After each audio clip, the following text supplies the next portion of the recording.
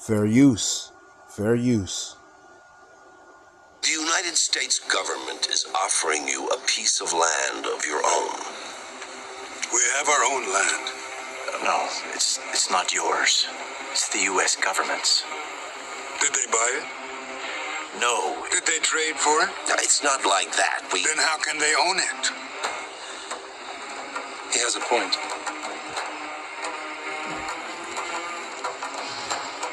We will give you everything you need if you will just submit to living on a reservation. We need nothing from you. You can depend on your country to take care of you. You are not my country. Mr. Durant, if we could just... Senator Crane has come here to offer your people a better way of life. Better than what? Better than what you have. I like what I have. All right, Shalom. Before I get started, I want to start off by saying Barakatah Yahweh, Barakatah Yahweh Shai, Barakatah Yahweh, Barakatah Yahweh Shai, Barakatah Yahweh, Barakatah Yahweh Shai, Bahasham, Rachakodash. Double honors to the apostles and elders of the great millstone who do rule and teach well, that have taught us His truth sincerely through the correct teaching of the scriptures. Peace salutations to the hopeful elect, 144,000, and the multitude scattered to the four corners of the earth. This is Brother Lawyer with GMS Wisconsin. Lord willing, through the spirit and power of Yahweh Bashim Al Shai, I can edify somebody. So, a little snippet you seen at the beginning of this lesson is from a series. It was called Hell on Wheels. I believe they did about 5 series. It's pretty much a story about going into the history of, colonialism. I don't think it's necessarily particularly focusing on colonialism, but colonialism, the history of white settlers coming into this land of America, and how they started the wicked, corrupt act of westward expansion, meaning they were forcing so-called native Indians, so-called Seminole Indians, and of course northern tribes out of their original lands, man. Okay, this is what Esau did when they settled over here. When you hear colonial settlers, and when you hear white settlers, those are people who actually came to the land that is now called America. Okay, or should I say their descendants came to America, with the mindset, with the belief that they already had land to own. Esau came over here with a proud, entitled mindset, and these devils have that same mindset now, man.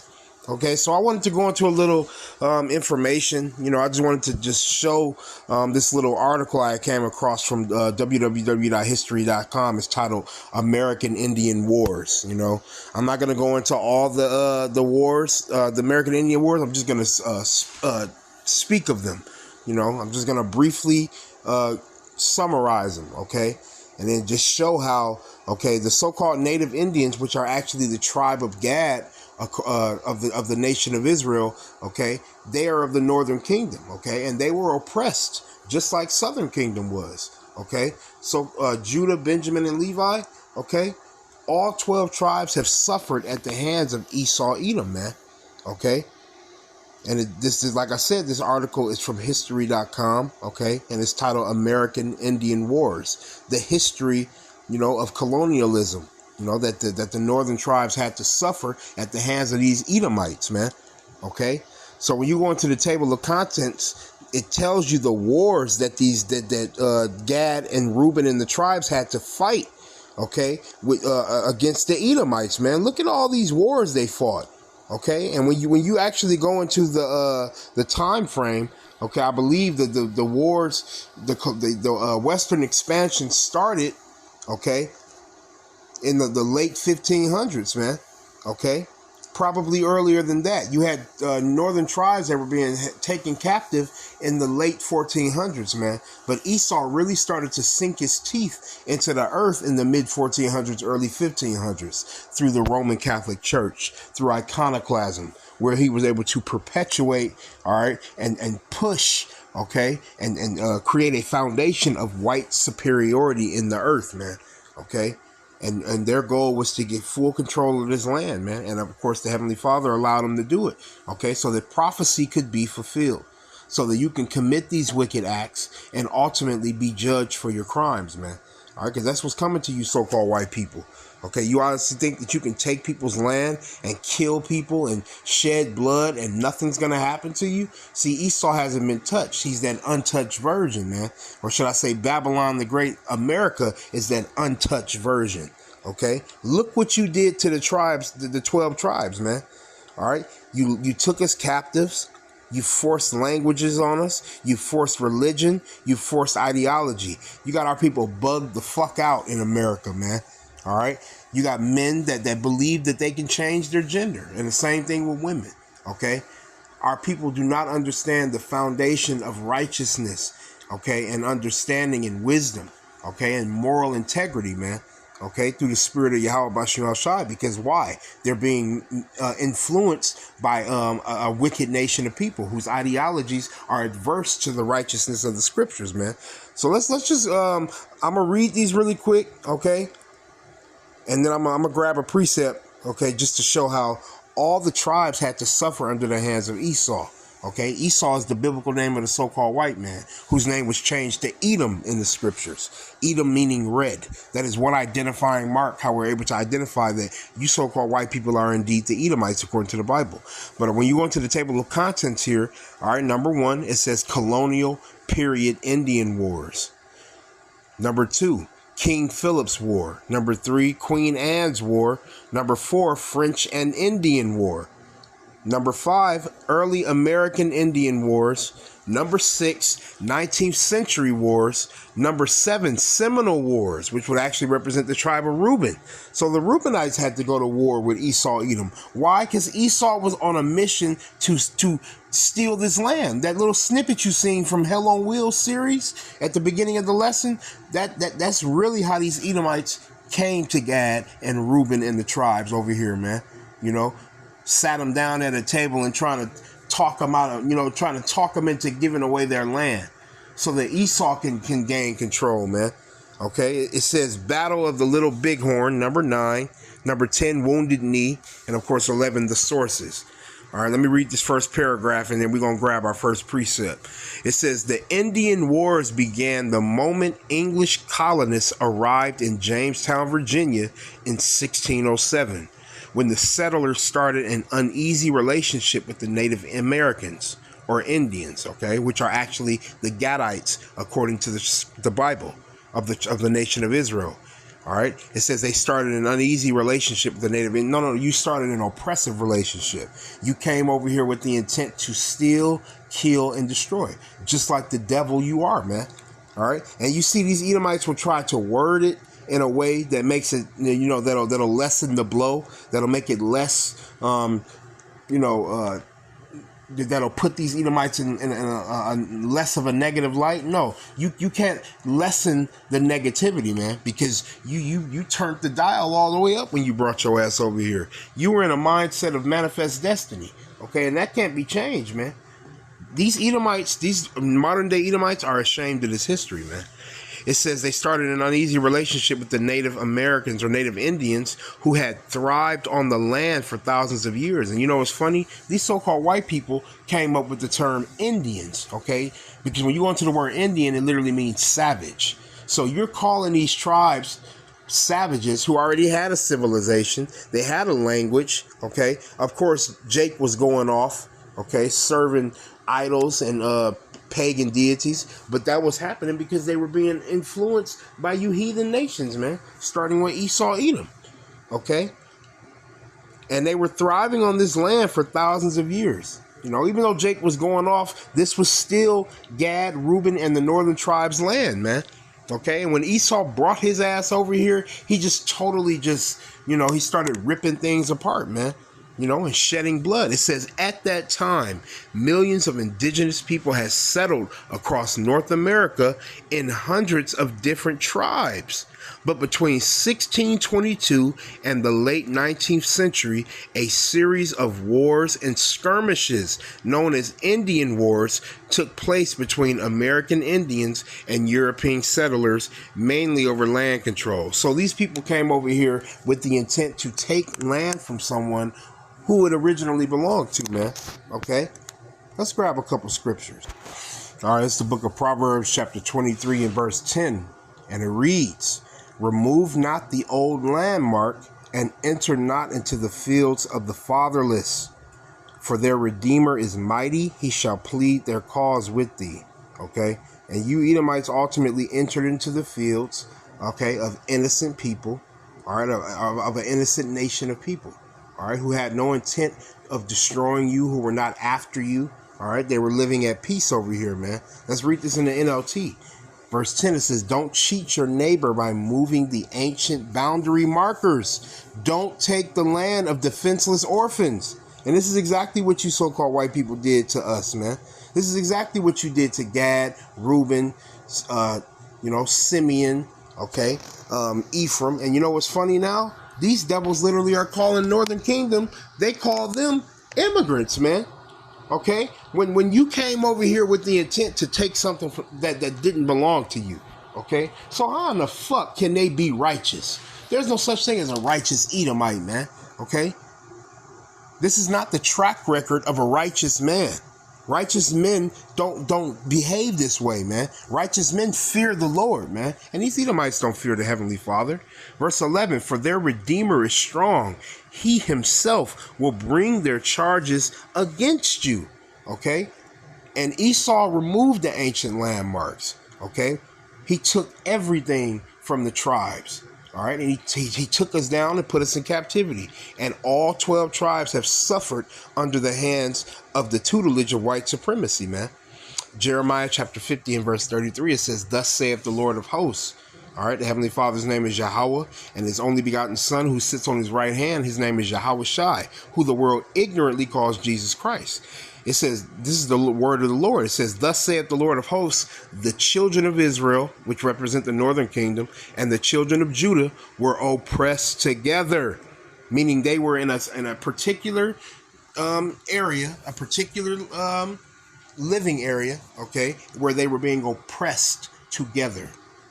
Okay, they have been pillaged, okay, disenfranchised, okay, the Western expansion, the Dawes Act, okay, all right, the French Indian Wars, all these wars that Gad had to fight, okay, Reuben and Simeon and the tribes had to fight, okay, just to maintain their living conditions, man.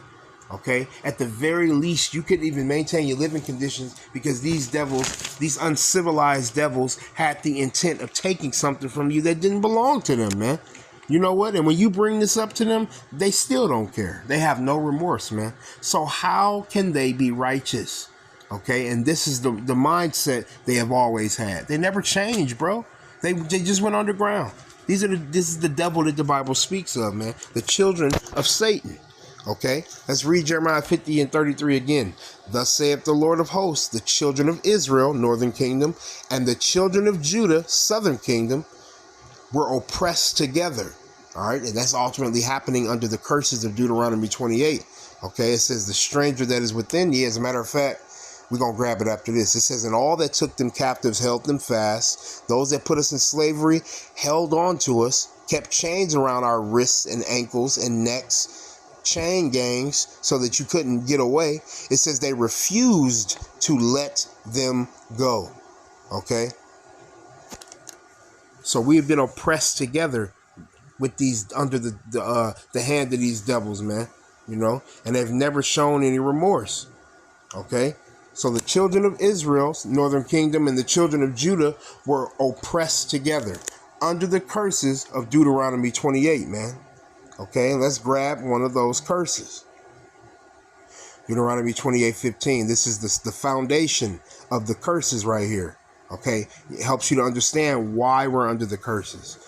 All right, this is the Lord speaking to the Israelites through the prophet Moses. Deuteronomy 28:15. It says, but it shall come to pass if thou wilt not hearken unto the voice of the Lord thy God. So the Lord is speaking to the Israelites that were just redeemed out of the land of Egypt.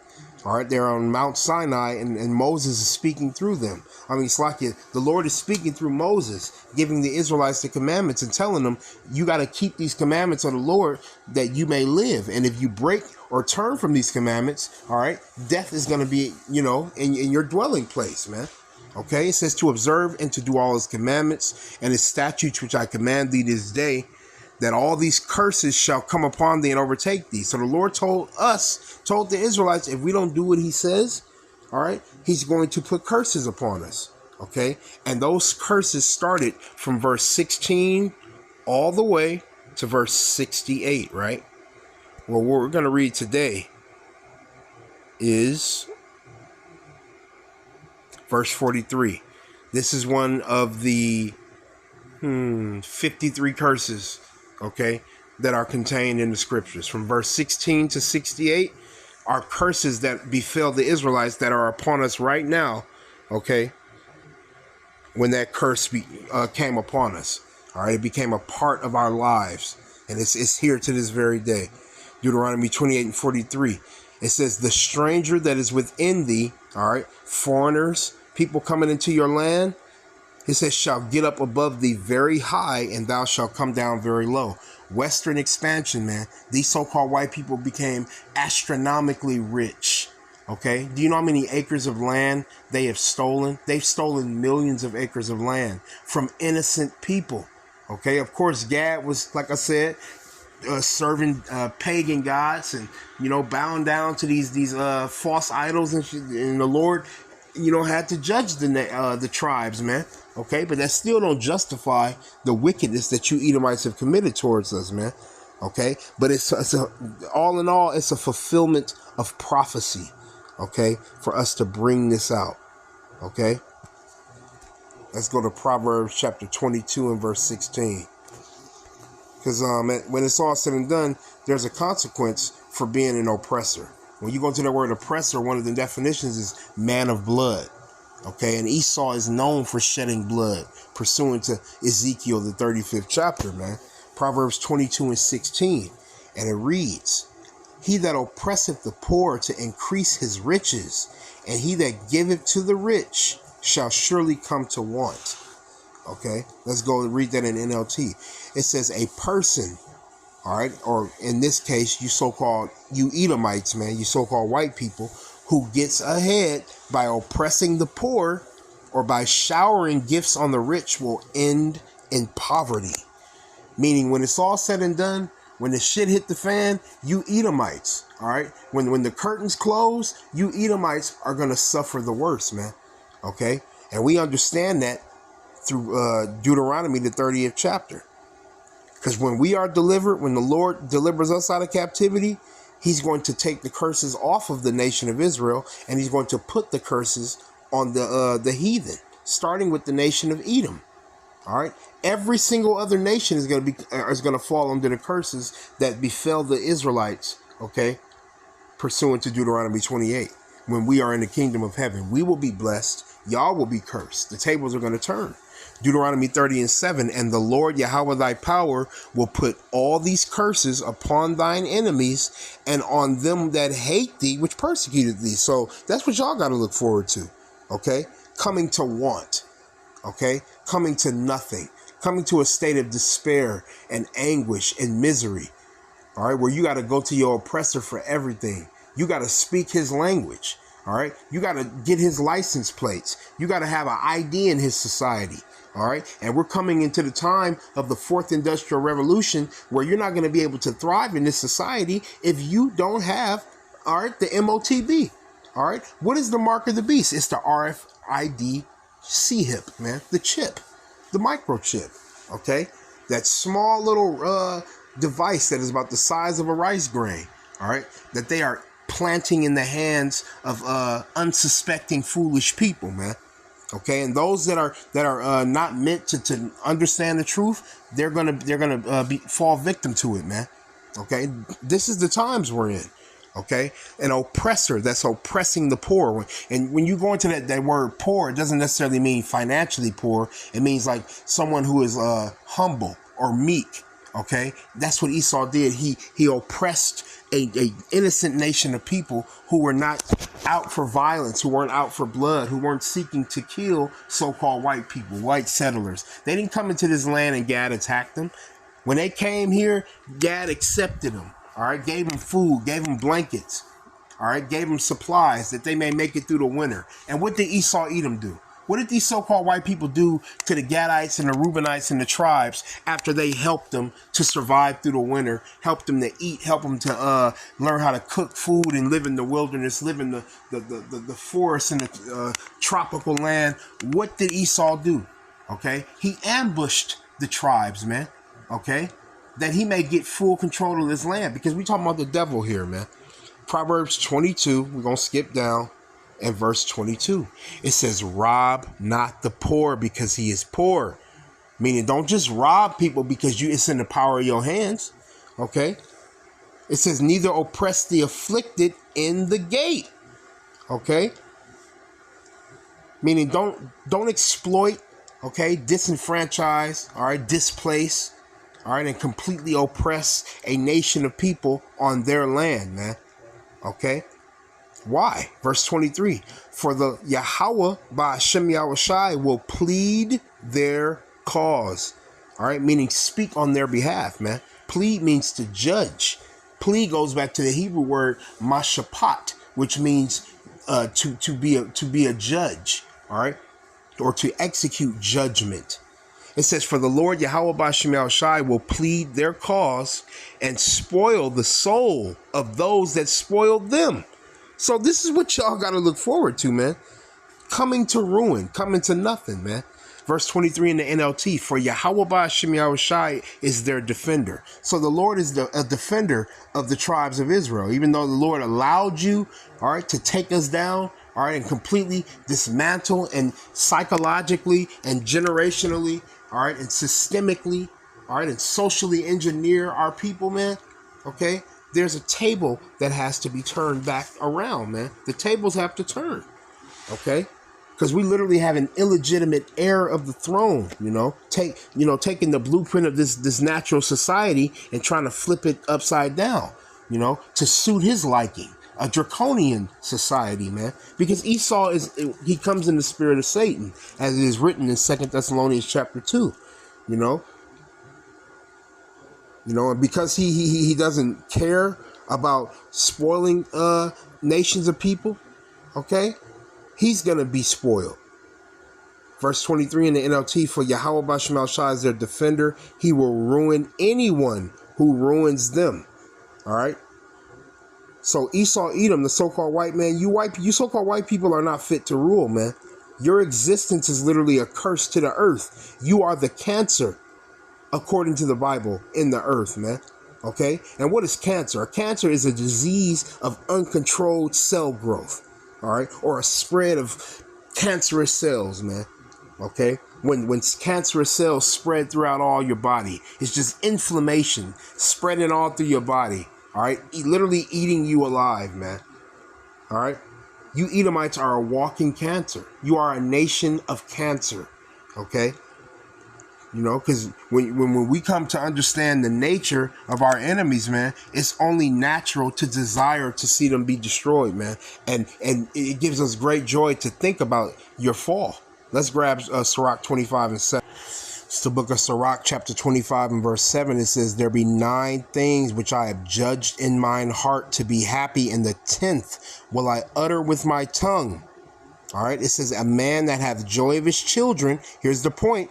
And he, all right, particularly speaking for the nation of Israel, the 12 tribes beginning with the elect, and he that liveth to see the fall of his enemies.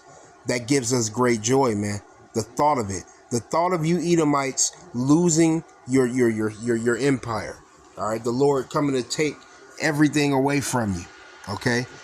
That gives us great joy. Okay. Because we understand prophecy according to the scriptures. All right. It is prophecy for you to be set up just so you can be destroyed, man. Proverbs 16 and 4.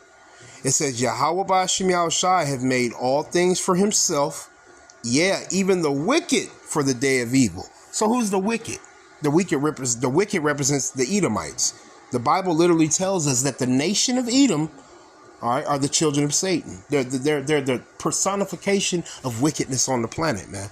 Verse 4 in the NLT. Yahweh Bashmal Shai has made everything for his own purposes, even the wicked for a day of disaster. And that day of disaster or evil is going to come in the form of thermonuclear destruction. When intercontinental ballistic missiles, all right, enter this atmosphere, okay, and utterly level, obliterate, destroy, all right, and render irrecognizable this land, man. That's what's coming to the land of America, okay? Verse 5, everyone that is proud in heart. Who's proud in heart? You Edomites, man. You're proud, man. All right, you're proud against the Lord. You're very proud against the Lord.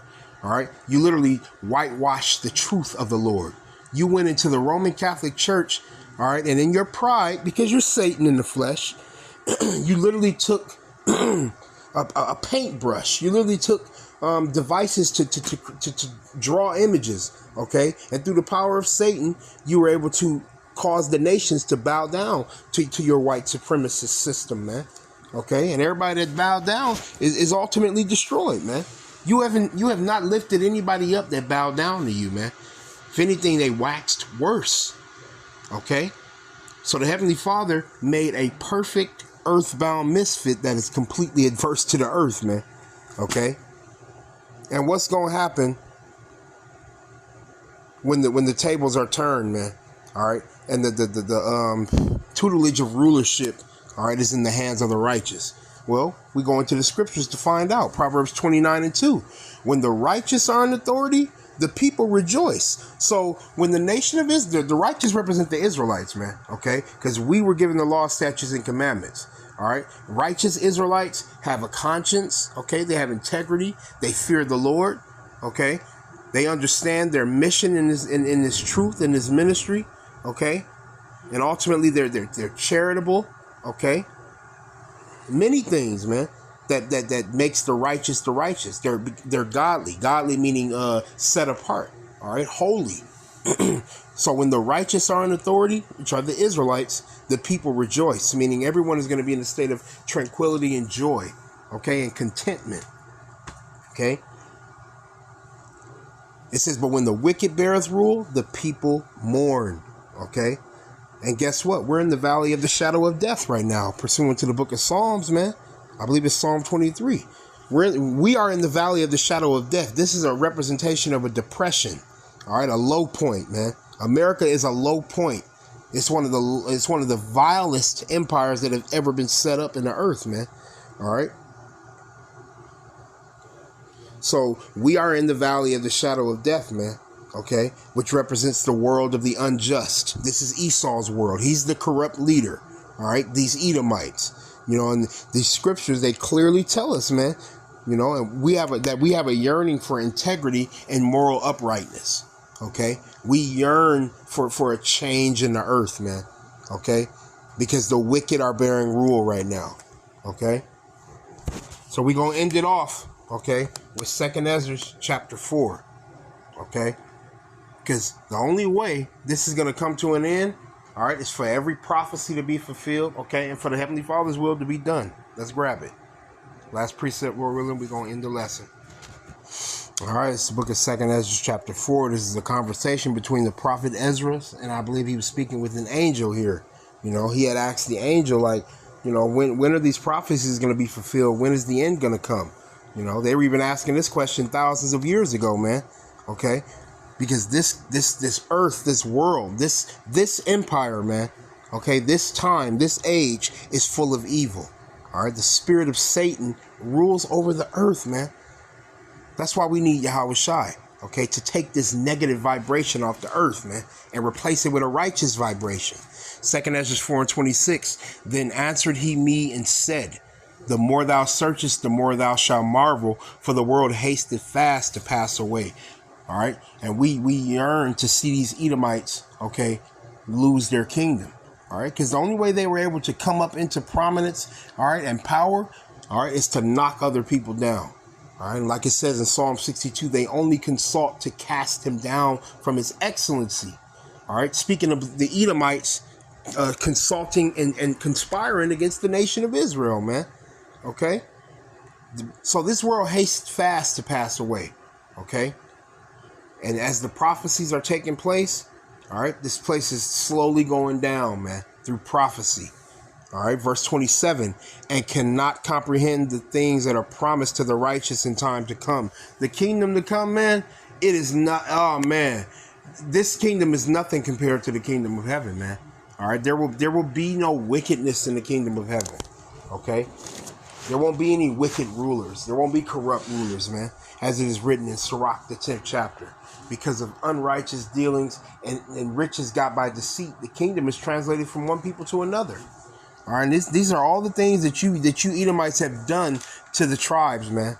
Okay, you are not a worthy leader. Okay, so Gad was fighting all these American wars, man. You know, because it was prophecy that the Lord would put them through that, man. Okay, and in the kingdom to come, they're not gonna have to worry about Esau. It says, verse 27, and cannot comprehend the things that are promised to the righteous in time to come, for this world is full of unrighteousness and infirmities. Okay, and it's full of unrighteousness and infirmities because the wicked is ruling, man. Okay, Esau has been on a consistent mission, okay, to attack, all right, and encroach on you know, people's land and property, man. He got to pay for that. All right. There is no getting away with that, man. Okay. You have literally planted, okay, and sprouted unrighteousness and infirmities in the earth, man. Of course, ultimately, the Heavenly Father controls good and evil, but you are the physical representation of that which is evil, man. You Edomites. And you got to go. Once you are taken out of the way, things in the earth are going to change, man. Verse 28, but as concerning the things whereof thou askest me, I will tell thee, for the evil is sown, but the destruction thereof is not yet come. Meaning the wicked are ruling, all right? The wicked are pushing wicked policies and compromises and acts and memorandums, okay? And laws and codes, all these little secret things that they do to keep us down and keep us at the bottom, okay? The evil is already sown. It says, but the destruction thereof is not yet come.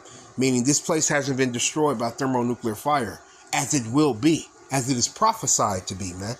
Verse 29, if therefore that which is sown, which is the evil, be not turned upside down, and if the place where the evil is sown pass not away, so if this kingdom is not destroyed, then cannot it come that is sown with good. No good can come to the earth unless the wickedness and the evil and the unrighteousness, all right, it's literally done away with and taken out of the earth. The Lord got to come and take the wickedness out of the earth, man. Okay, because he says when he returns, righteousness is going to cover the waters, or Slakia, righteousness is going to cover the earth as the waters cover the seas, man. I'm gonna just go to Genesis 49, man. You know, because I started this lesson off speaking about Gad, okay, and how they have been disadvantaged, all right, and misused and abused and just totally taken advantage of by these Edomites, man, okay, and how they came over here in groves, all right, to push them out of their land through westward expansion, okay, and colonialism, all right. This is Genesis chapter 49 and verse 19. It says, Gad, a troop shall overcome him. Gad represents the so-called native Indians of the nation of Israel. All right. It says a troop shall overcome him. That prophecy was fulfilled. All right. When them white settlers and all those mercenaries and all those military soldiers came over here, okay, with their guns and their horses, all right, in an attempt to totally take down Gad, man, and Reuben and the tribes. So you guys are that troop that overcame Gad. It says, but he shall overcome at the last. And guess what? Even though this place is going to be destroyed by thermonuclear fire, Gad is going to get the last laugh, man, because Esau is going into captivity next. Okay. And he's going to be a slave under the nation of Israel. Okay, the Edomites and the other nations will be slaves under the nation of Israel, man. I'm going to leave it there, though. Okay, Gad will overcome Esau. Okay, all the tribes are going to be okay in the kingdom, man. Okay, we just got to hold on to Yahweh Shai returns, and Lord willing we do. And Lord willing, this lesson was edifying. I want to give all praise, honor, and glory to Yahweh, Bahasham Yahweh Shai, Bahasham Rachakodash. Double honors to the apostles and elders of Great Millstone, and Shalom to you hopeful elect out there.